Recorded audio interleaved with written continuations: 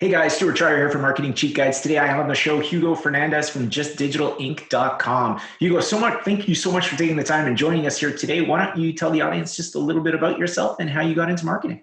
Yeah, cool. Thanks for having me, Stuart. So my name is Hugo, author of the Client Acquisition Blueprint, and get them on Amazon, and founder of Just Digital Inc. We're a top-rated digital marketing agency here in Los Angeles, although we have clients nationwide and also a global team. But there's two sides to the business. One is kind of on a project base. Clients hire us to do their websites, their branding, their content. And on the second side is the recurring clients, and those guys hire us as kind of their outsourced marketing team, where we're either handling all their functions of their marketing activities or very specific, such as paid ads or SEO. Well, we're not doing too much SEO, but content specifically for organic purposes on social and on SEO. So that's in a nutshell our business. Awesome. So how did you get into this business? I know you started approximately 8 years ago. So what got you into digital marketing? Yeah, so I've always been in sales. I grew up typical immigrant hustle. I was born in Mexico, and I sold candy out of my backpack to Molly's door to door. Like that's just in our DNA. And so I've always been in sales from that side. But then as I started entering the workforce, I got a couple of sales jobs, and I realized my income was only capped by how much results I could produce, how many sales I could get, because they're commission-based jobs. I sold knives, and then my last job was I sold cars at a used car lot, and I started doing the math, and I'm like, this is so much better than working for $15 an hour, $20 an hour, because I'm capped by how many hours there are in a day. So I always loved sales, and I always loved just doing basic math of like, if I sell X, how much do I get back? And so that was like a fun thing for me to do as a kid. And at the car dealership that I worked with, when prospects walked onto the lot, nobody wants to talk to a used car salesman. And like they're the last people you want to be talking to. And this was during the worst economic recession since the Great Depression, until we'll see what's going on today. But that's when I was in 08, 09. I was selling cars, and I don't know if you remember, but car companies were going out of business, and dealerships weren't selling very many cars, and just everything was. And here I was, fresh out of high school. I didn't have any, necessarily practical skills, but I did know how to talk to people and how to communicate. And so I found it perplexing, because all my life people liked me as a kid growing up. A kid tries to sell you some candy or tries to sell you some things. People they were like, oh, look at him, he's cute, and they would buy from me, and here I was in a professional sales environment where people didn't want to talk to you, and so I was like, why? We're doing good work, and we at the time online we had like 1-star review, 3 people left us a review, and they were just, they're pissed off because of XYZ. That was before I got there. And I'm like, that's before I got here. I've sold enough cars to know that we provide a great service. Our clients are happy. Our customers are happy. And why do these 2-3 people have a disproportionate voice when we have hundreds of customers who are extremely happy? And the business owner had some objections to us doing anything online. But I was like, it's really not a fun thing when somebody comes to you and just completely says, hey, I'm just looking, I don't want to talk to you. Like, hey, no, I'm not going to buy, and hits you with all those objections before you even get an opportunity to talk to them and just say hello. So what I did was I sat every customer down, and I had them leave us a review. I'm like, hey, they were excited, they were happy. Obviously, they were getting a great product. We had just gotten financed when nobody else was financing. And so I would give them an iPad or tell them to pull out their phone, and I would say, hey, can you leave us an awesome 5-star review on Yelp, Google, DealerRater, and all these other websites. Mm-hmm. And I would give them, a free oil change or free service, or, take care of them down the road. And these are things that we did anyway, right? We would call them 2-3 months, check in how their car is doing, because we wanted them to obviously keep making their payments. So sure, we would provide good service. And so fast forward 3 months, 6 months, people started walking onto the car lot asking for me by name. and saying, hey, I want to talk to Hugo. And then other salespeople will want to sell them something. And no, like, no, I'll be back when Hugo's available. And my schedule was booked and I was booked. And I started making more commissions. I started outselling everybody. And that's when I started really learning the power of first, your reputation, but two, online marketing. And what people say about you online has a direct impact into how much money you make, because, they trust you, they like you, they know you. And that's how I started really understanding how all this, worked. And it's like, my definition of marketing is a communication of value. You have something that, and a business has to provide real value to customers, real value to people, right? So if you're providing real value to people, then all you're doing through your marketing is communicating that value, trying to get people's attention quickly and letting them know, hey, this thing can help you. This thing can change your life. This thing can make your life better, right? And then a sale is just a simple transaction. It makes it so much easier for them to go to your e-commerce store, buy, check out, and purchase. Or if you're in digital marketing and you're trying to get clients, if you have a good reputation, people, they trust you. It's like, there's a bunch of other marketing guys out there who do the same shit that we do, but they just trust us because Susie said we're amazing, or John had a great experience because they had great results and a great service. So that's one of the ways I got into marketing, that I think really encapsulates the power of marketing as well. And a lot of what we try to do here at Just Digital. And definitely, like, just to make a point on that, definitely when we're selling what is not necessarily a commodity, but it's perceived value, right? Because people don't know if you're going to be doing a good job until after you've done that work. So they're buying on perceived value, and that perceived value is impacted by the whole experience, right? From starting to hear from that company all the way through them saying yes and the magic happening from their bank account to yours, right? Like, the whole experience is really what is they're buying. So definitely the online version of that is making sure that the experience is good for prospects so that they get to that, know, like, trust, view you as a provider of choice, and ultimately ready to move forward with you. So let's look at how you made that jump. You were running marketing for your employer. It sounds like more specifically your personal brand. How did you go from that to breaking out on your own? Yeah, so at the time I was also doing community college, and I finished that, and I'm like, I really enjoy selling cars, but some things happened at the dealership where it made me realize that even though I was on commission and I had some semblance of control of my income, I didn't have control over inventory, advertising. It wasn't my business. And then as I started trying to make improvements to the business, if you're like most business owners, you probably have some degree of wanting to be in control of your business, and it's really hard to let go. And so I think that was happening with that business owner, where maybe he felt uncomfortable with some of the ideas that I was making. And I'm like, okay, I did my best. I'm really hitting a ceiling here in terms of the relationship that we're having. And I don't know what I'm going to go do, but I know that I can't sit here and wait for customers to come on the lot. And so I just quit right after my best month. And that's a recurring theme of my life is I know what I want. I don't know how I'm going to get there, but I make a definite decision. I take action, and then I'm like, I'll figure it out. And so after my best month, like somewhere in the spring, I just quit kind of cold turkey. And my goal at the time was, I knew I had, I could provide some value. I didn't know what that meant. So I made a list of all the things that I could do, of my skills. And I'm like, all right, I know how to sell. I know how to do marketing. I know how to, do this, do that, do that. And I'm like, I am going to just go and figure it out. What I did was I used some of my savings and I bought some iPhone cables and from eBay, because I saw that like these were selling for like 25 cents. And at the local electronics store, they were like 10, $15. Mm-hmm.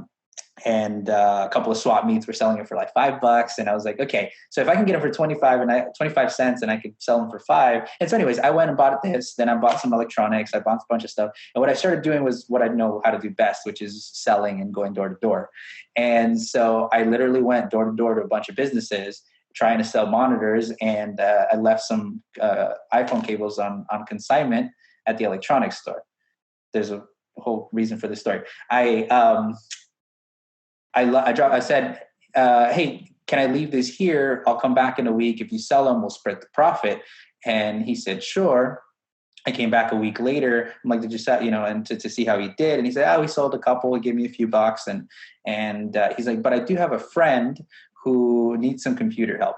And so I went to talk to the guy's friend, and the guy said, hey, essentially he needed a website. And I had never built a website. But at the time, this was 2011, 2012. My computer had Apple's web page builder. I don't even know what it's called anymore. Their old school thing where it's like drag and drop, and I'm like, I could use that. and I could. There's this thing called YouTube. I'll figure it out. And he said, hey, I need some photos. I want to put them online so my customers can see it and buy my products. I said, sure. He's like, how much will you charge me? So I'm like, let me get back to you on that. I'll give you a proposal. I didn't know how to do a proposal or a quote. I just needed some time to think. And so I went online, I Googled how much to charge for a website, and there was all this information. And I'm like, all right, $800. And I charged them $800. I probably ended up working for like $2 an hour because I didn't know what I was doing, and it took me forever. It didn't take me forever. It took me maybe like a full week, like 16-hour days to figure it out. But eventually, I had a website that had a slideshow and had his information, and then I figured out hosting, and I published the website. He referred me to another business, and that guy, I charged him $1,200. They referred me to another one. I charged them $3,000, another one, $6,000. And I just kept increasing my prices because I'm like, this is a lot of work. And so that in a nutshell is how I started. Is I didn't really know what I was going to do. I just knew that I, was going to do something different. I always liked sales and marketing, and till this day, like it's something I absolutely love. What I love, though, a little bit more than sales and marketing is the business aspect of it. Is being able to take an idea and turn it into a full business. Being able to, for me, just the whole entrepreneurship journey of growing up the way I did to now making several millions of dollars is unbelievable. It's like it's the dream, right? So I love helping businesses and entrepreneurs who have that dream. I think it's vital to a society to keep that dream alive and to keep things moving forward and to give people that opportunity, especially in today's climate, and give them hope. And I think entrepreneurship and business does that. So like my story hopefully illustrates some of that, where, I didn't know what I was doing. And I started with something as, ridiculous as selling 25-cent iPhone cables to building what we have now. So this is a pattern that I see, especially talking to digital marketers. And so it's nice because you've gone through a couple of the stages that I would look at. The inflection point of $0 to $10,000 a month is really what you talked about. It's hustle. It's being able to start real conversations with real business owners. You found an approach that was unique to open that conversation with an irresistible offer. I'm going to leave this here. If you sell it, we'll split it. No downside for them.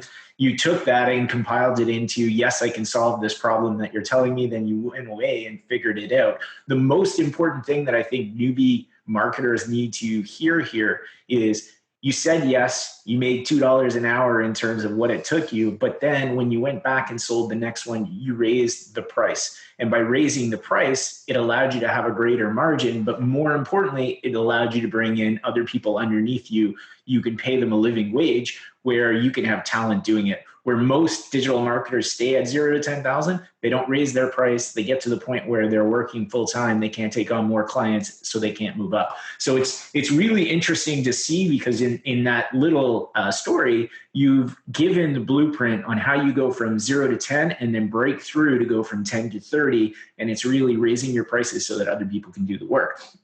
But we'll leave it there. I just wanted to point that out because I think it's really important that people that are at 0 to 10 see the way you pass $10,000 a month is you raise your price so that you can pay talent to do the work, and you can do what you're good at, which is going out and making it rain, making the sales. So now that we've passed that point and you started to raise your prices, I'll let you continue the story. So how did you go from, selling a couple of websites to bringing on a little bit more of a structure around you so that you can produce more revenue? Because we know that you have. Yeah. So I think at the early on, I knew I couldn't do everything myself just because I wasn't good at a lot of things, right? And also one thing that I'll just kind of add on to the 0 to 10K is, for me, I was so used to selling anything and everything I could get my hands on, from food my mom made to stuff I bought online to, services, that I wasn't really picky on the type of work that I was doing. And I think that's something that sometimes people get caught up on. They listen to the gurus, or they take a course, or they read a book that says you have to have everything mapped out. You have to have a business plan. You have to know who your perfect customer or your ideal customer is going to be. And I started working right after, again, a recession. So it was like, I wasn't picky. Not only that, but I didn't have any skills. So I'm like, I'll take anything and everything I have. So there's some value to that. You don't want to get stuck there, because now, we're pretty selective with who we work with. But if you're just getting started, you can't let things not being lined up perfectly get in the way of your success. So if you have that hunger and that desire, figuring it out and just being able to say, yes, I can solve it. And then, do I want to keep doing this or not? And so at every stage, kind of revaluing, because as I said, I didn't know what I was going to do. So I also started taking on, I took on a DJ gig. I'd started doing some photography. I started doing all these random things to make a buck. And I'm like, well, I hate DJing. and then a few years later, I'm like, I really don't want to be making money as a photographer.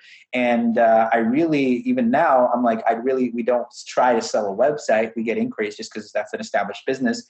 But what I'm really selling is a solution to their problem. And ultimately, they're going to need advertising. The reason they're investing in a website is because they want more customers or more clients, right? So just reassessing at every stage, but also not being afraid to try stuff, because who knows, I might have enjoyed one of those things.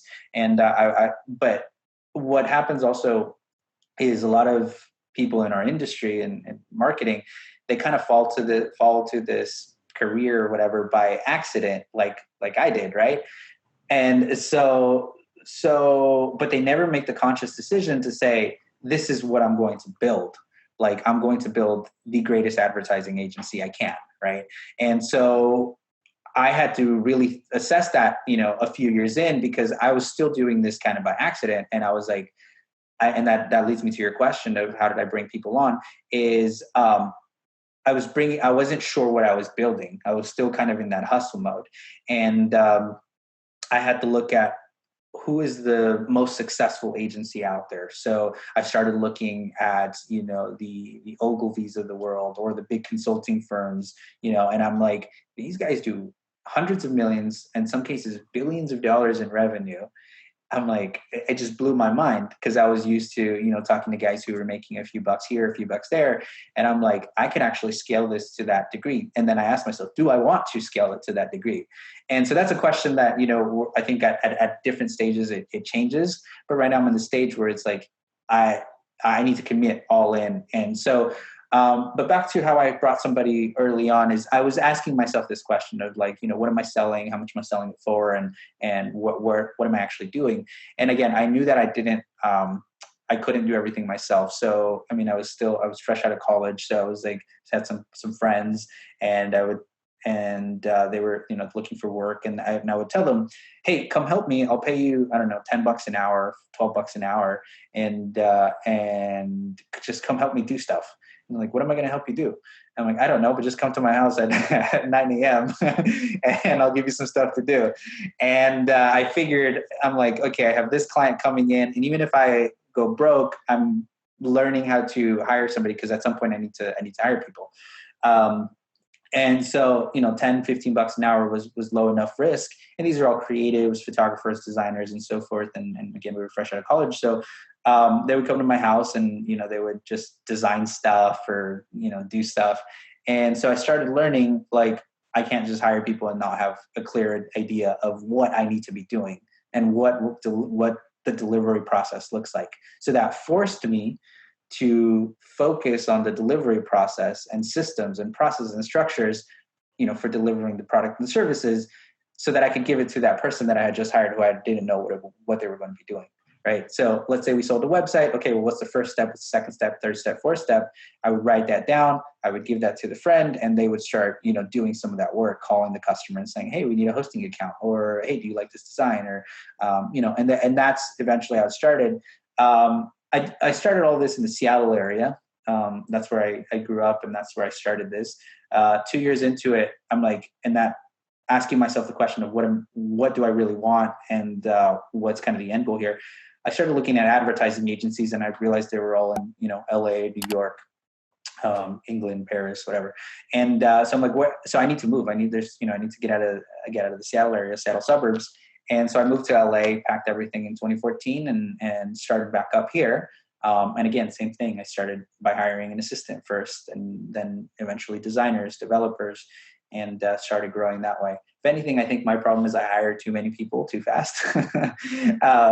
So because I know I always need people. We're a service business. The value comes from the processes, but the people also that deliver the service. So, and yeah, that's kind of how I went about doing it. It wasn't the most well thought out, but eventually, Generally the case. It only sounds well thought out in retrospect. Yeah. Connect all the dots. So, in terms of an inflection point in the business, going from a side hustle, hiring some of your friends, at what point did you kind of figure something out where you knew that, hey, this is a predictable thing that I'm building here, and I'm going to be able to bring in more business? Were there anything that went on that allowed you to start to bring in business consistently that was profitable business for you? Yeah. So I think when one of my skills, or the skill that I've kind of been talking about, is kind of just, direct personal efforts, hustle, right? So that was my customer acquisition, and it's not very scalable because not everybody has that.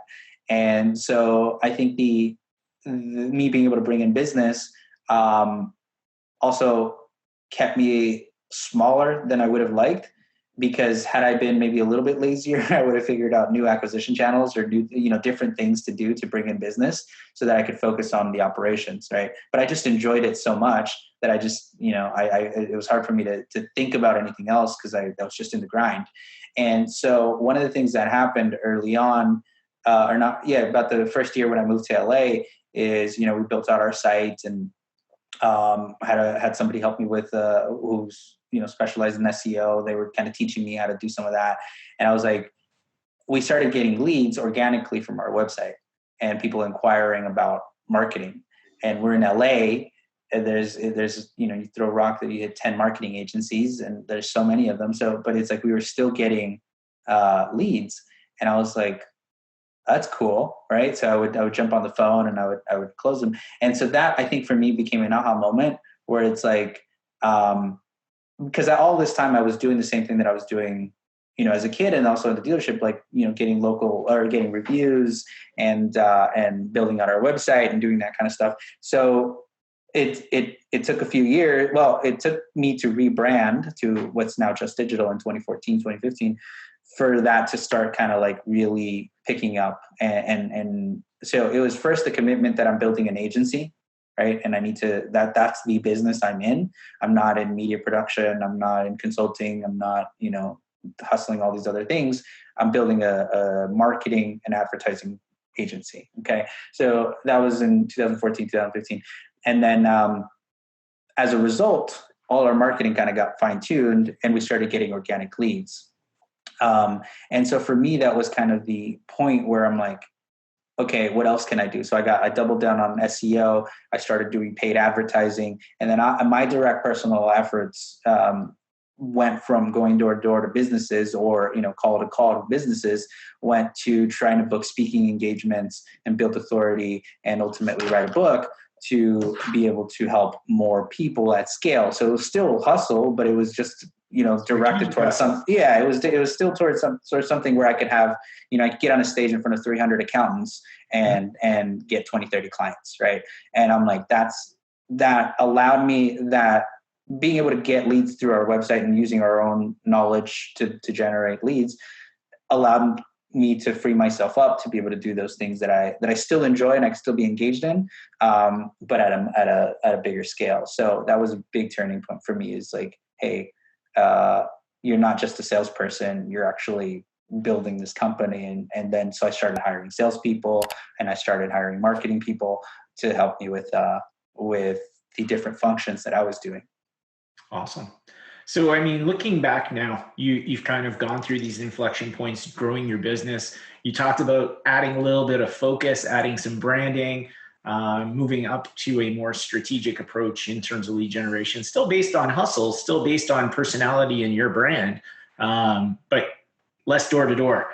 And so I'm curious if that's touched on the points, or if there's anything else you would say if we were traveling back in time to, let's say, 2014, where you were launching in LA. What are a couple of things that you would tell a younger version of yourself that may have sped up your process? Um, I think that's always an interesting question because I'm always looking for ways to go faster. Mhm. And like, what would that shortcut have been? Um, and at first I would say, I would have done this different, this different, this different, but it's counterproductive. And, because you just start beating yourself up for some, perceived mistakes that you made. But then B, I think you also, for me anyway, my perspective is I didn't know a lot of things, and I just had to learn those lessons. Mhm. Like I just had to go through the process and to be able to really become who I am. And had I tried to skip that, I would have skipped a lot of valuable lessons that would be costing me. The cost would be just magnified, 10 times, with those mistakes, right? Um, so I think, and this is more to the audience, is just being patient with the process and with your growth process.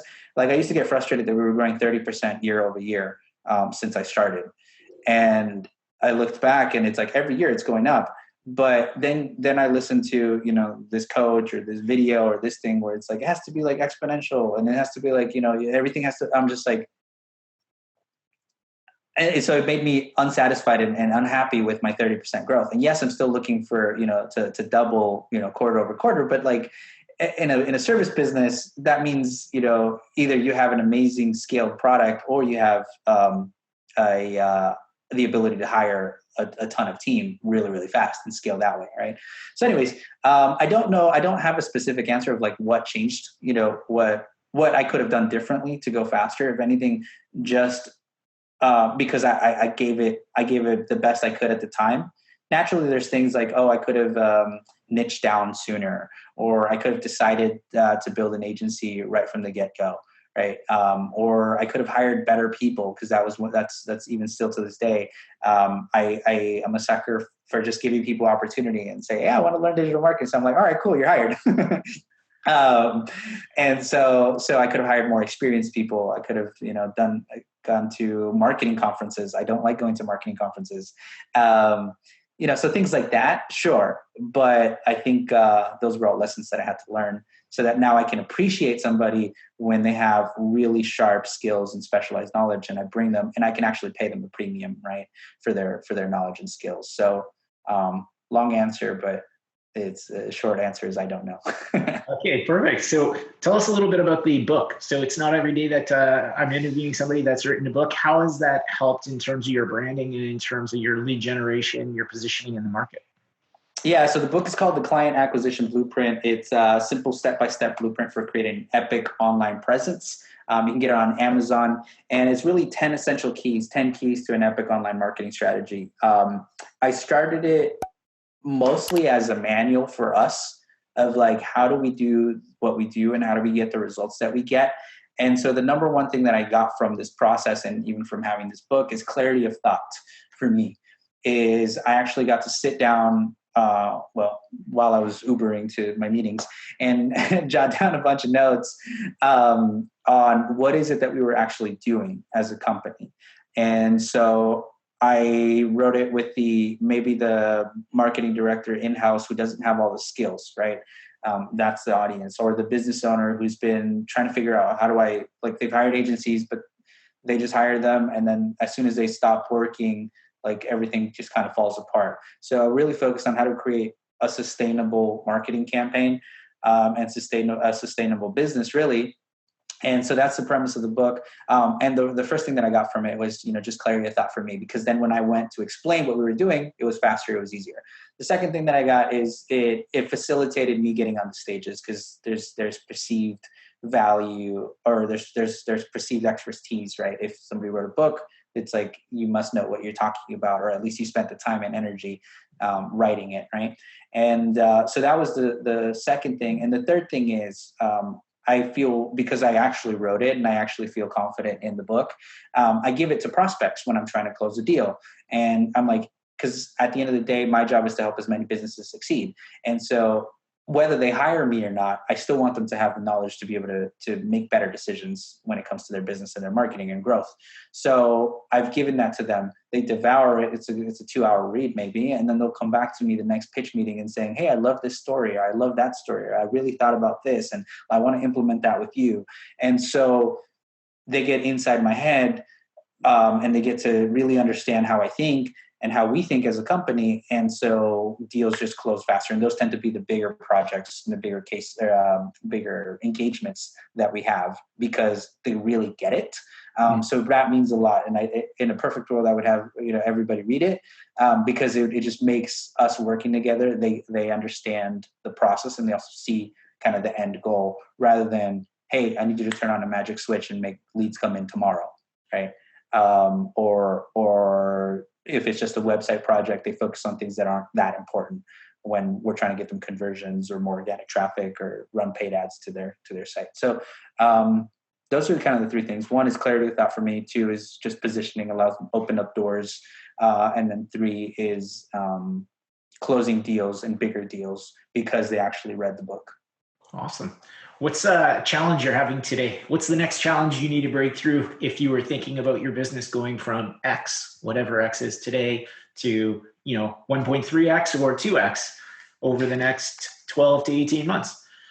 Yeah. So there's two kind of growth strategies. You can keep growing organically like we are. But one thing I started exploring before this pandemic started hitting was acquiring other agencies who were already had a niche focus. So they were doing, social for dentists, or, SEO for attorneys. And maybe they were doing 150 to 200, 300, even 500,000. And then, but they were also hitting some of that ceiling, because at that point you have to either start hiring more smart people, which, is expensive, or putting a management layer on. And so it's a completely different job than what you're used to. So that's kind of where I'm at, where I'm growing. And so, I was interviewing, potential acquisitions before all this happened, and either buying a stake in their business or just integrating it into Just Digital. So that's something and that's a completely new skill set for me that, I don't have. So I'm kind of in figure it out mode. And I have some smart people around me, that are kind of giving me advice and pointing me in the right direction. But, so that's one thing. And then the other thing for me is, it's been easier to hire a designer, a developer, or a paid ads guy. I think it's a lot, for me, I'm finding it difficult to find somebody with more of the softer skills, the management skills, the leadership skills, those things. And I don't remember where I heard this, but they said at a certain point, everybody around the entrepreneur, the startup founder is just as smart as them, right? Or maybe a little bit less. The challenging part is hiring smarter people than you that are exponentially better at everything than you are, because you don't know how to lead them, how to manage them, how to do that stuff. So it's like, I need to find how to do that with people who have softer skills, who I can't really measure. I don't know how to manage them, versus a designer. It's like, okay, you got to meet the deadline.